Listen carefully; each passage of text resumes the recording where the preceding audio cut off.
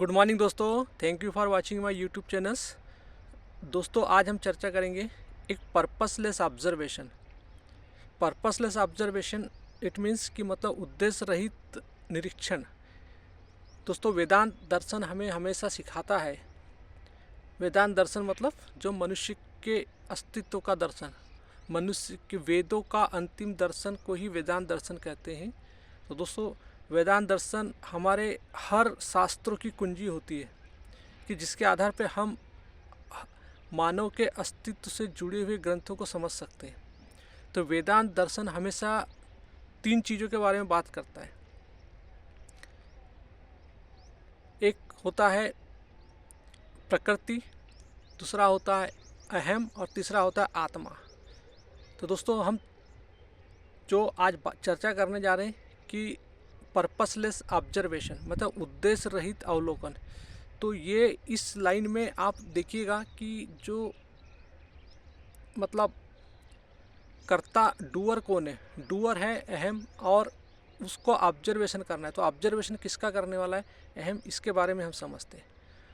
तो दोस्तों, हम इसमें ये समझते हैं कि अहम और अहम के साथ जो उसकी प्रकृति होती है, जो हमारे बॉडी में हमारी जो अहम मूल वृत्ति होती है, यानी काम, क्रोध, लोभ, मोह, मद, मात्सर्य, और ये वृत्तियाँ तीन रूपों में हमारे शरीर में विद्यमान रहती, जिसको हम बोलते हैं तमो, तम, रज और सत। तो इसीलिए जो अहंकार होता है, जो अहम होता है, जो हमारे आंतरिक शरीर की जो प्रकृति है उसमें विद्यमान रहता है, और उसी की जो मूल वृत्ति है उसके कारण ये तीनों रूप में अपने आप को अभिव्यक्त करता है, तमोगुण, रजोगुण और सतोगुण। इसीलिए हमारे सांख्य योग में जो ऋषि कपिल हमें समझाते हैं तमोगुणी अहंकार, रजोगुणी अहंकार और सतोगुणी अहंकार। तो ये जो तीनों त्रिगुणात्मक प्रकृति है, ये हमारे शरीर में निरंतर इसका प्रभाव चलते रहता है। यानी ये एक प्रकार से कहना चाहिए नदी के रूप में हमारे शरीर में कार्य करती है। और अहम जो होता है, जो डूअर होता है अहंकार, ये निरंतर इन वृत्तियों के साथ अपने आप को मैनिफेस्ट करता है और इन वृत्तियों के साथ अपने आप को अपना अनुभव लेते रहता है। और ये वृत्तियाँ हमें बाय बर्थ हमारे डीएनए से हमें मिलती है। तो ये प्रकृति, एक त्रिगुणात्मक प्रकृति तम, रज, सत की जो लहरें होती है, ये लहरें हमारे भाव, विचार, कल्पनाओं के माध्यम से अभिव्यक्त होती है। और अहंकार जो होता है, जो अहम होता है, जो डूअर होता है, वो इन्हीं वृत्तियों के साथ अपनी कामनाओं की पूर्ति करते रहता है।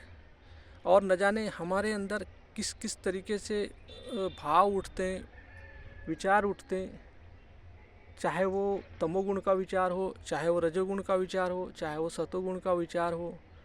तो ये इसका कोई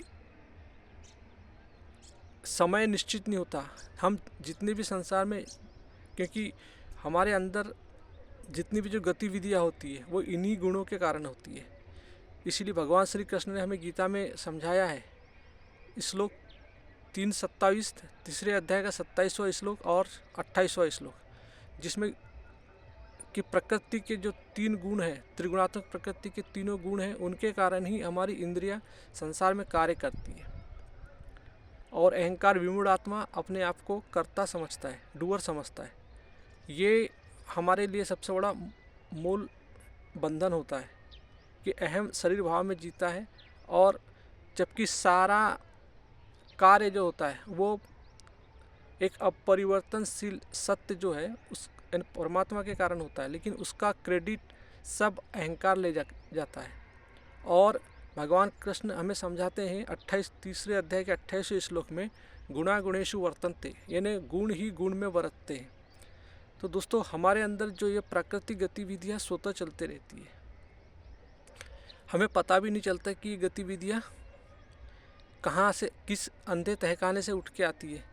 जैसे हमें खाने की वृत्ति, क्रोध की वृत्ति, लोभ की वृत्ति, ईर्ष्या की वृत्ति, घृणा की वृत्ति, द्वेष की वृत्ति, लालच की प्रवृत्ति, डर की वृत्ति, ये तमाम जो हमारे अंदर इम्प्लांटेड है, ये सारी वृत्तियाँ कब और कहाँ से उठती है दोस्तों हमें पता नहीं चलता, क्योंकि हम और ये वृत्तियाँ जैसे हमने कई बार चर्चा भी की है, आपको पिछले वीडियो सेशन में आप जाके इसको देख सकते हैं कि वृत्तियाँ हमेशा हमें पार्श्विक वृत्ति के रूप में होती है हमारे शरीर में, और वो अपने आप को अहंकार के द्वारा अभिव्यक्त करती है, अहम भाव में, मैं भाव में अभिव्यक्त करती है।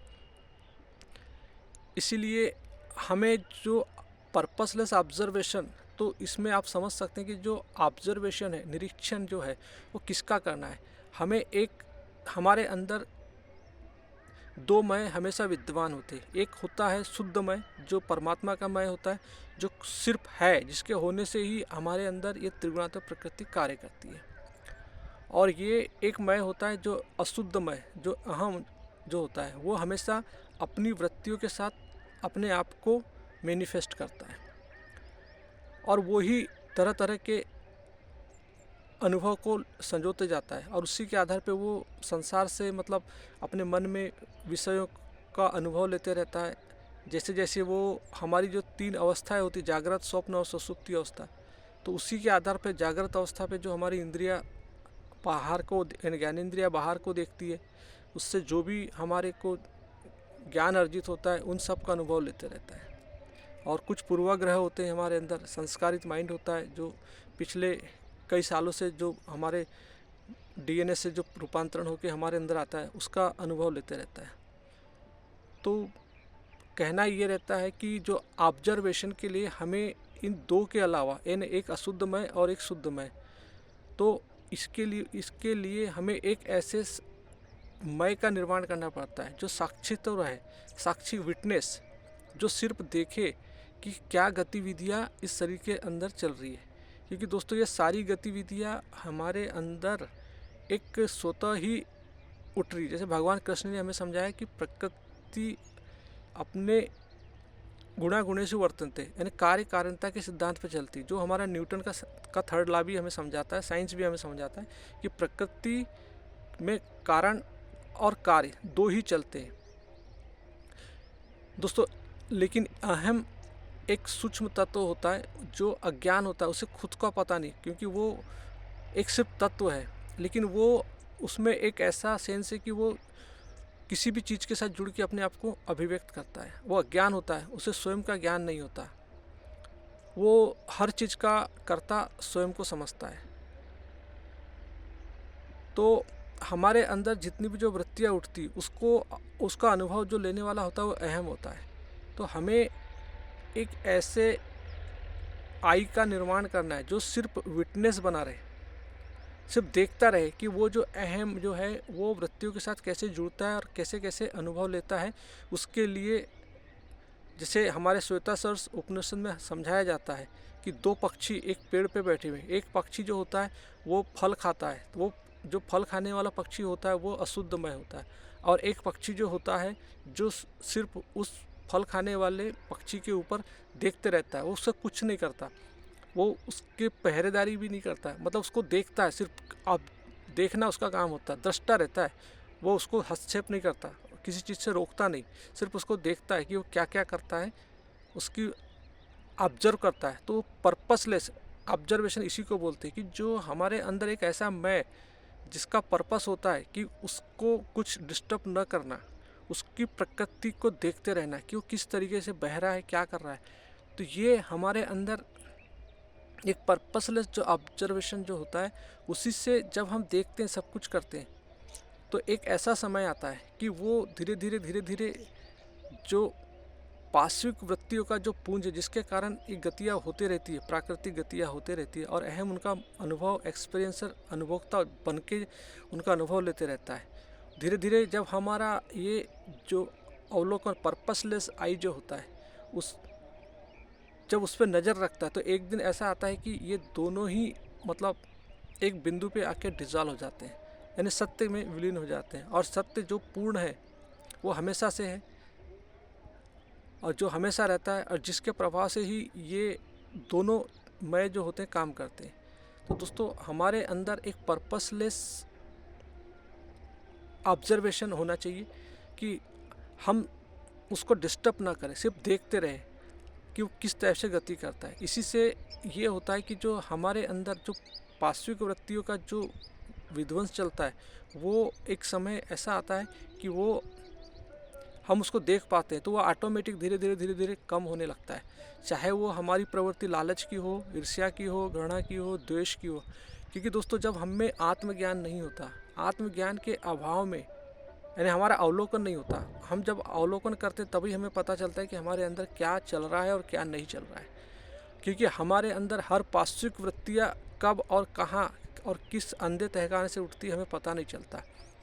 तो और जब हम अपनी ही चोरी या हमारे अंदर कोई ऐसा भाव उठता है, चाहे डर का हो, चोरी का हो, या लालच का हो, ईर्ष्या का हो किसी, तो हमें उसे पकड़ना नहीं है, उसको देखना है, साक्षी देखना है। हमें उसकी ग्लानि नहीं करना है दोस्तों, इसलिए नहीं करना है क्योंकि हम एक मतलब इवाल्व होके आए, तो हमारे अंदर जो सारी वृत्तियाँ पार्श्विक वृत्तियाँ होती है और हमें हमारा जीवन का उद्देश्य होता है कि हमें अपनी पार्श्विक वृत्तियों से मुक्ति चाहिए। तो दोस्तों हमें भगवान श्री कृष्ण ने समझाया है 5वें अध्याय के 17वें श्लोक में भी समझाया है कि जो सत्य होता है, सत्य का कोई नाम नहीं होता। सत्य यानी झूठ यानी सच, और सत्य का कोई नाम नहीं होता। सत्य के ऊपर ही एक द्वैतात्मक आवरण चढ़ा होता है। वो समझाते हैं कि सत्य मौन का केंद्र होता है, जिसके ऊपर शब्द, विचार और कल्पनाओं से परे होता है। उसके ऊपर एक द्वैतात्मक आवरण चढ़ा होता है। द्वैतात्मक झूठ का आवरण चढ़ा होता है। और द्वैतात्मक झूठ मतलब होता है कि मतलब जो नामों का, नाम, रूप, रंग, इनका सब आवरण चढ़ा होता है। ये सब द्वैतात्मक संसार में होता है। और अहंकार हमेशा यही चाहता है कि मैं संसार की हर वस्तुओं का भोग करूं, और वो भोग करता है। तो हमें यही देखना है कि जो हमारे अंदर जो साक्षित्व भाव है, हमारे अंदर जितनी भी जो बेचैनी भाव है, वो सब उसका कारण ही होता है हमारा अहंकार। क्योंकि वो मैं हर अपनी प्राकृतिक चीज़ों के साथ जुड़ते रहता है। दोस्तों ये सारे जितने भी जो हमने अपने शरीर की जो प्रकृति के बारे में बात किया, यानी हमारे अंदर एक भवसागर है जो त्रिगुणात्मक प्रकृति के अंदर एक प्रकार से नदी मान लीजिए, और ये त्रिगुणात्मक प्रकृति एक नदी है जिसके अंदर अहंकार अपनी कामना के लिए डुबकी मारता है।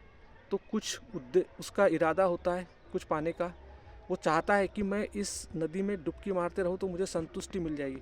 लेकिन दोस्तों वो ये संसार जो होता है, ये तम, रज और सत यानी मटेरियल चीज़ों से, यानी ये इनके अंदर तम, रज हमारे एक विषय होते हैं, अहंकार के ही विषय होते हैं। और ये प्रकृति अहंकार के लिए ही होती है। यदि क्योंकि अहंकार इन्हीं के माध्यम से संसार में भेद करता है, मैं और संसार, और अपने इसी भेद के कारण संसार को भोगना चाहता है। और भोगता इसलिए है क्योंकि वो अपूर्ण होता है। उसको लगता है कि मैं इस संसार की चीज़ों को भोग कर संतुष्टि पालूंगा, लेकिन कभी भी उसे उसकी डिज़ायर इन भौतिक चीज़ों से फुलफिल नहीं होती। वो कितनी भी इस भवसागर की नदियों में गोते मारता है अपने कामना के लिए, अपने उद्देश्य की पूर्ति के लिए, अपने इरादा को फुलफिल करने के लिए, लेकिन उसकी मान्यता हमेशा असंतुष्ट ही रहती है, उसे कभी संतुष्टि नहीं मिलती। उसका कारण होता है दोस्तों, क्योंकि जो अहम जो होता है उसका हमारा स्वभाव जो होता है वो आनंद, करुणा होता है, प्यार होता है, शांति होता है, बोध होता है। तो हमारे अंदर यदि अज्ञान रहेगा तो हमारे अंदर कभी भी हमें संतुष्टि नहीं मिल सकती।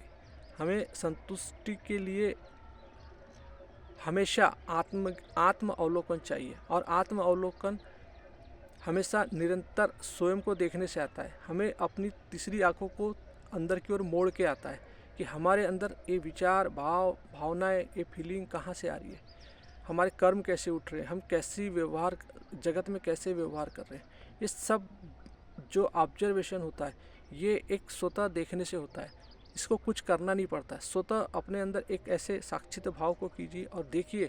आप देखते रहेंगे तो एक दिन ऐसा आएगा कि आप समझने लगेंगे कि ये सब हो क्या रहा है, चल क्या रहा है। क्योंकि दोस्तों हम अपने अंदर झांकते नहीं, और हम न जाने हमारे अंदर कहाँ कहाँ से क्रोध आ जाता है, हमें पता ही नहीं चलता। कब लालच उड़ जाता है, कब ईर्ष्या आ जाती है, कब हमारे अंदर सेक्स की प्रवृत्ति आ जाती है, कब कौन सा भाव किस तहखाने से उठ के आता है, हमें पता ही नहीं चलता है और हम उस पर नियंत्रण नहीं कर पाते। तो दोस्तों इसी के लिए होता है कि हम जब अपने आप को, अपने आंतरिक प्रकृति को समझ जाते हैं तो क्योंकि हम समझ के प्राणी हैं, हमारे अंदर चेतना मिली हुई है। चेतना का स्वभाव ही होता है जो हमारे ऋषि मुनियों ने हमें भी समझाया है। हमारे जैसे आदि शंकराचार्य ने हमें निर्वाण षटकम में साफ साफ बताया कि हम समझ के प्राणी, हम मतलब चेतना की प्रकृति के उच्चतम रूप के प्राणी शिव है हम। मनोबुद्धि अहंकार चित्तानि नाहम, न चो स्रोत जीवा न चो घरा नेत्रा, न चो वेम भूमि न तेजो न वायु, चिदानंद रूपम शिवोहम शिवोहम। तो दोस्तों आपने जैसे भगवान आदि शंकराचार्य ने जो अपने निर्वाण षटकम में बताया कि न मैं मन हूँ, न बुद्धि हूँ, न चित्त हूँ, न अहंकार हूँ, न मैं देखने वाली आँखें हूँ, न सुनने वाले कान हूँ, न स्पर्श लेने वाली स्किन हूँ, न सुगंध लेने वाली नाक हूँ, न बोलने वाली वाणी हूँ, न आकाश हूँ, न पृथ्वी हूँ, न वायु हूँ, न अग्नि हूँ। मैं इस चेतना की प्रकृति का उच्चतम मंगल रूप शिव हूँ। तो दोस्तों हमारी चेतना की जो उच्चतम प्रकृति होती है वही हमारा समझ है, वही हमारी सबसे सत्य है और उसी के माध्यम से हमें अपने आप को, अपनी चेतना को नर्चर करना है। तो दोस्तों इस प्रकार से पर्पसलेस होकर हमें सिपाही की तरह अपने अंदर ऑब्जर्व नहीं करना है। हमारा अवलोकन हमेशा एक साक्षित्व भाव में होना चाहिए और जो कुछ भी होता है फिर वो स्वतः होता है, क्योंकि आत्मज्ञान कोई पुस्तक में नहीं मिलेगा, आपको कहीं नहीं मिलेगा। आत्मज्ञान जीवन को देखने से मिलता है, अपने अंदर झांकने से मिलता है, अपने अंदर अवलोकन करने से मिलता है। आत्मज्ञान हमेशा जब हम निरंतर इसका अभ्यास करते हैं, अपने आप को शांति से बैठना मतलब अपने अंदर अपनी जो त्रिगुणात्मक प्रकृति से उठने वाले भाव, इमोशन, विचार, इनको देखना। जिंदगी यानी जब भी हम दिन भर जागृत अवस्था में होते हैं तो हमारे अंदर साक्षित्व भाव जो है वो हमेशा वो भाव एक्टिव रहना चाहिए। दोस्तों इसी के लिए हमारे जो साइंटिफिक रीजन में भी हमारे अंदर समझाया गया है कि जो हमारे अंदर जो एक प्रीफ्रंटल कॉर्टेक्स ब्रेन होता है वो यदि हम उस पर अवेयर रहे तो हमारी अवेयरनेस उसी के ऊपर डिपेंड करती है। और क्योंकि हमारे अंदर दो ब्रेन होते हैं, लिम्बिक ब्रेन, एनिमल्स ब्रेन्स होते हैं, लिम्बिक और रेप्टिलियन ब्रेन, जो हमारी हैबिट पैटर्न को निर्धारित करते हैं, जिसके कारण हमारे हैबिट पैटर्न के कारण कर्म होते हैं। और एक होता है हमारे अंदर रेप्टिलियन ब्रेन। इन दोनों ब्रेनों के ऊपर हमें नज़र रखना पड़ता है, क्योंकि ये दोनों ब्रेन हमारे एनिमल्स ब्रेन होते हैं और सारी वृत्तियाँ सबसे पहले उन्हीं दोनों ब्रेनों पे उठती है। तो हमें उन ब्रेन को देखने के लिए प्रीफ्रंटल कॉर्टेक्स ब्रेन पे एक्टिवेट होना पड़ता है, अपनी अवेयरनेस को बढ़ाना पड़ता है। दोस्तों इसी से हमारे अंदर एक पर्पसलेस ऑब्जर्वेशन को हम समझ सकते हैं और उसके आधार पे हम अपने जीवन को बेहतर बना सकते हैं। आई थिंक दोस्तों आपको समझ आया हो। यदि आपको समझ आया हो, वीडियो पसंद आया तो इसे लाइक कर दीजिए, शेयर कर दीजिए, ताकि इस आध्यात्मिक ज्ञान हर आदमी तक पहुँचे और सबका जीवन बेहतर हो।